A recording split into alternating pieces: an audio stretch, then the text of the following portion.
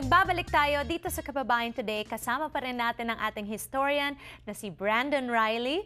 Brandon, I'm having such an amazing time talking to you. It's amazing. I've never sat down and spoken to a historian. So what else can you share with our viewers about our Filipino history? Because as we know, it's October and it's really important that we celebrate what it means to be Filipino, because that's what Filipino history is all about. Right. Yeah. So I think now is the best time to be able to study our history and to know it and to archive it. And so I'll just give you one example of how things used to be. E. Arsenio Manuel, the father of modern Philippine folklore, to record the epics he wanted to record, he had to borrow a tape recorder that was an ethnomusicologist, Jose Maceda, at UP. He'd take it all the way up to the mountains in Mindanao. It would rust, the batteries would fall out, and they would break. It was just a disaster. But he was able to record 50 epics because of it.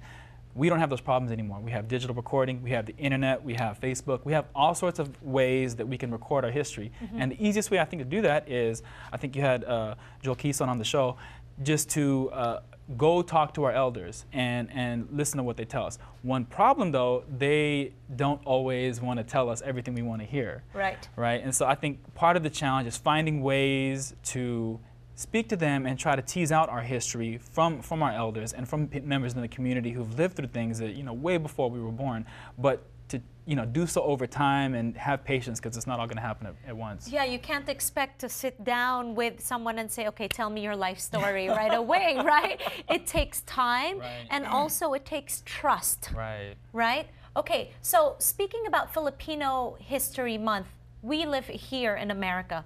What about Filipino American history? I think we are more connected than ever before, so I think it's easier to record. And one of the wonderful things that we have is there's so many organizations and there's so many people that are interested in this, and we have just a lot of information at our fingertips.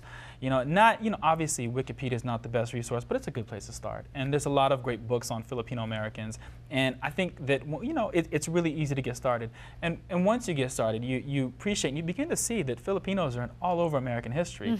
Americans don't know it for the most part, but when it comes to Cesar Chavez's struggles, when it comes to even the settling of the New World by the Spanish, there was Filipino populations here long before there was any English. Americans will never know that. But so it's not only our job to try to find out more about our history, but also to educate other Americans and tell them that, hey, this rich fabric of a country called the U.S., we help build it in ways that no one's ever realized. Because when you ask a person on the street who's not Filipino and you say, what do you know about the Philippines? They'll probably say, well, they have really good adobo. And that's pretty sad that that's what they know about us. Or, oh yeah, Imelda, she's got all those shoes, right? This is all they know about what a Filipino is. Or, oh yeah, I have a friend that's a Filipino nurse. So it's so stereotyped. Right. How can we as Filipinos change that? There's a lot of events that are taking place right now in the U.S. that by virtue of Filipinos in our history we can speak to. And so just to give you one example, a Republican president really inspired by religion, really close to big business, declares war on a country that no Americans know about and they can't find on a map, and then he invades that country, and then he gets into a long protracted war. And it's a turn of the century. I've just described two things. I've just described the Iraq War that just took place and is still taking place in ways, and I've also described the Philippine-American War. There are things that took place in our history that we know about intimately, that we study, that we can speak, that we can use to speak to events going on right now. And so Filipinos are in a unique position to do that. People, for instance, have written about how there's this thing called waterboarding now. 100 years ago it was called the water cure, and it was a form of torture used on Filipinos. And so there's a lot of links to our past that are resonating in strange ways today that only we can know about, and by virtue of our history we can speak to that more than probably any other ethnic American group. That's powerful information. Really, knowledge is power, right? Definitely. One thing about being a Filipino or Filipino American is we're not very fast to toot our own horn. You know what I mean? Right. We try to be as humble as possible. We don't go out into the community and be like, look what I did. This is what the Filipinos are doing. Sure. So it is a cultural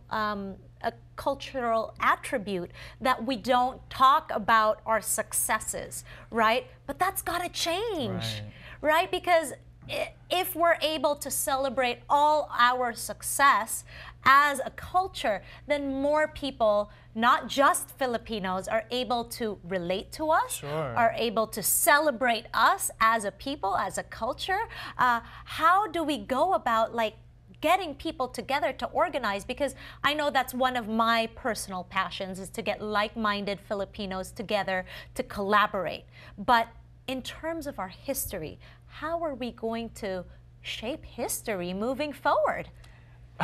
Wow, that's a deep question, right?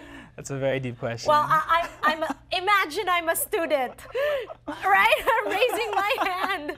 Professor, how am I going to shape our history as a Filipino? Okay, I know that's a deep question, so I'll give you time to think about it. When we return here on Kababayan Today, Brandon will answer my question. Dito lang po yan sa Kababayan Today. Don't go away.